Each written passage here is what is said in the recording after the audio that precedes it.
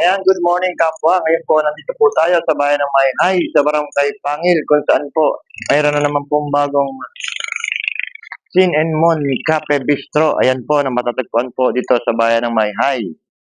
Ayan, kung makikita nyo po, ito po ay open na.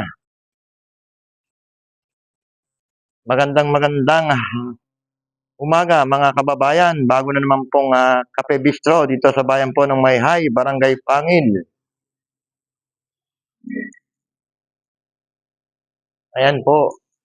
Dito yan, lamang po yan sa Barangay Pangil, bayan po ng Mayhay, Laguna.